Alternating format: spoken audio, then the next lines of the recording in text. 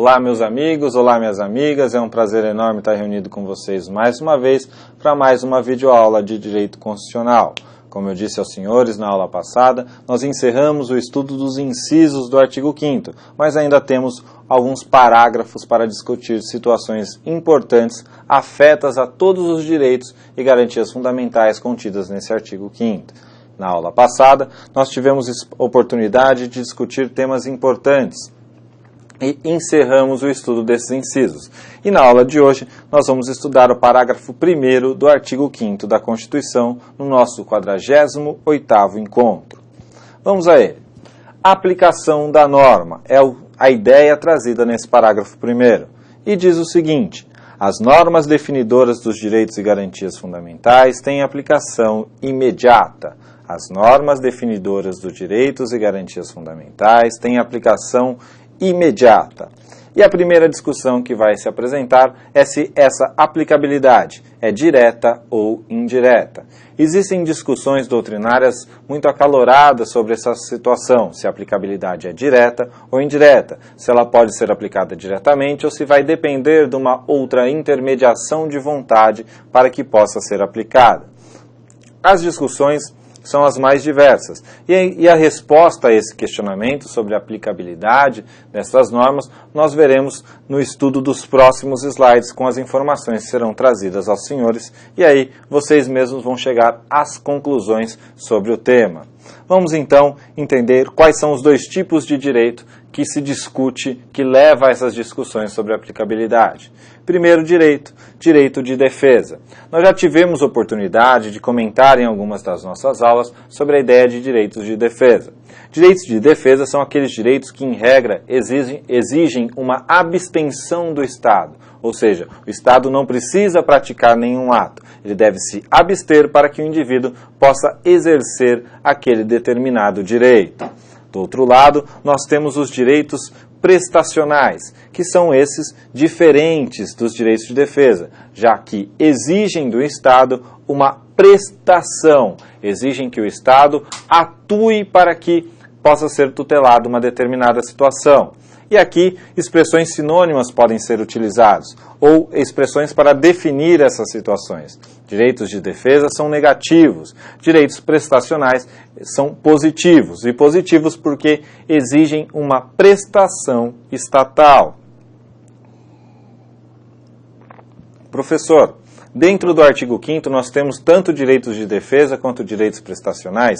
Sim, dentro do artigo 5º nós temos direitos dos mais diversos tipos. E exemplo, direito de defesa nós temos a ideia de liberdade, ou seja, o Estado deve se abster de atuar para que o indivíduo possa exercer a liberdade. E nós temos também direitos prestacionais, como aqueles direitos que falam, por exemplo, do erro judiciário. O Estado deve prestar uma indenização, que é um direito que nós vimos há uma ou duas aulas atrás.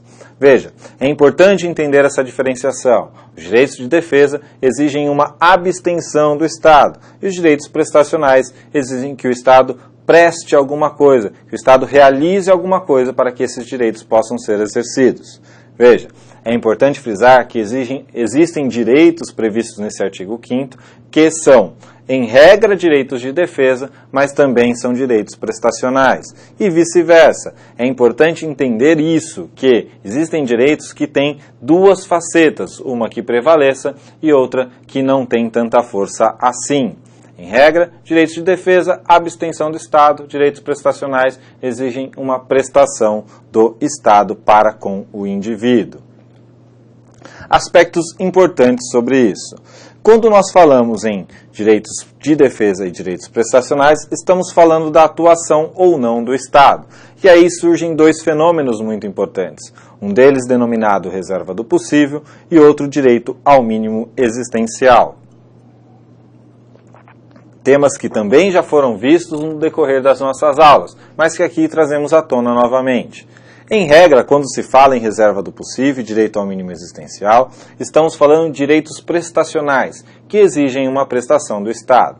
Reserva do possível está ligado à ideia de que o governo, o Estado, deve tutelar, deve garantir a maior gama de direitos possíveis dentro da sua possibilidade, dentro daquela ideia do que o Estado pode gastar sem ficar devendo, ou seja, dentro do orçamento público. Veja, um exemplo prático dessa situação, reserva do possível. Existe no mercado 2 tipos de medicamento para tratar uma mesma doença. O primeiro medicamento, muito mais barato, exige que o tratamento seja feito em 3 meses. O segundo medicamento, muito mais caro, exige que o tratamento seja feito durante uma semana. Veja, dentro da ideia de reserva do possível, o governo vai comprar o medicamento mais barato porque ele vai atender o maior número de pessoas e assim ele vai trabalhar dentro de um critério de razoabilidade dessa reserva do possível. Ele vai fazer uma escolha trágica, já que vai submeter os indivíduos a um tratamento mais longo, mas dentro da possibilidade do governo, dentro da ideia do orçamento do que ele pode gastar, ele vai poder prestar ao maior número de pessoas possíveis. Ainda, um outro exemplo mais claro sobre isso. A Constituição tutela uma série de direitos ao indivíduo.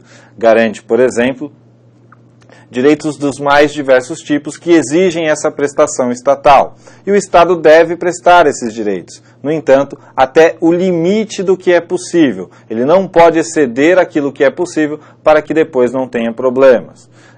Do outro lado da história, nós temos o direito ao mínimo existencial, que fala que são direitos básicos, direitos fundamentais que todo indivíduo tem que ter para que ele tenha uma vida digna, na ideia de dignidade da pessoa humana. E quais seriam exemplos desses direitos? Nós temos, por exemplo, a alimentação, a saúde, a educação e o direito à moradia.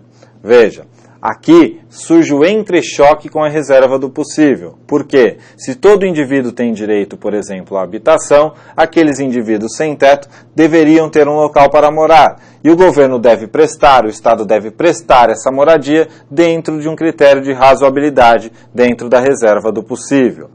As discussões sobre esses direitos prestacionais envolvendo a reserva do possível e o mínimo existencial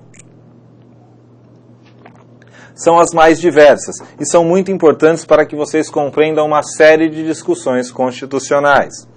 Há argumentos no sentido de concordar com a ideia do reserva do possível e há argumentos que não concordam. Nesse entrechoque, o que afirmam os dois lados da questão? De um lado, afirmam aqueles que nós somos um país em desenvolvimento, um país ainda de terceiro mundo e que, em razão disso, não pode ser alegada a reserva do possível, uma teoria que surgiu, por exemplo, na Alemanha. Aqui, no Brasil, não seria cabível a ideia de reserva do possível, já que o Estado deve atuar de forma mais presente, deve estar mais presente no seio da sociedade, em detrimento de outros países que já atingiram um patamar de desenvolvimento muito maior. Do outro lado, não. Há aqueles que defendam que justamente por se tratar de um país subdesenvolvido, que ainda está em fase de desenvolvimento, nós teríamos que é possível a aplicação da reserva do possível. No entanto, quando se tratar de direitos e garantias fundamentais, é necessário uma fundamentação ou uma justificativa muito maior do que simplesmente dizer que o Estado não pode prestar aquele direito. Tende a prevalecer a segunda ideia, sobretudo porque a nossa Constituição traz uma série de direitos e não disciplina a forma como esses direitos serão exercidos. Traz uma série de direitos só como forma de promessa à sociedade, sendo difícil a efetivação de todos esses direitos. Então, da leitura que vocês já fizeram do texto constitucional, vários direitos podem ser extraídos. E esses direitos muitos deles exigem uma prestação estatal, que aonde vai se fazer presente a reserva do possível, já que o Estado não tem condições de prestar todos esses direitos ao indivíduo. Então, deve prevalecer essa segunda corrente, que diz que é possível sim alegar a reserva do possível, no entanto, uma vez alegada, ela deve ter uma fundamentação muito mais complexa do que em outros países e, sobretudo, se tratar de direitos e garantias fundamentais, essa fundamentação deve ser muito mais forte para que ela possa ser considerada justificável, para que ela possa ser considerada aceita por toda a sociedade. Com isso, nós podemos responder uma questão sobre a aplicabilidade prevista nesse parágrafo 1º. De acordo com o texto constitucional, as normas definidoras de direitos fundamentais não têm aplicabilidade imediata. Veja, De acordo com o texto constitucional, é exatamente ao contrário. As normas contidas no artigo 5º, que tratam de direitos fundamentais, têm sim aplicabilidade imediata. Ela deve ser aplicada imediatamente. Diferente seria se nós trouxéssemos outras teorias para discutir essas questões constitucionais. Com isso, nós encerramos mais uma videoaula, onde nós avançamos um pouquinho, saímos dos incisos do artigo 5º e chegamos no seu parágrafo 1º. Eu espero que vocês tenham compreendido a matéria. Caso tenham dúvidas, podem enviar para a gente. Um grande abraço, bons estudos e boa sorte.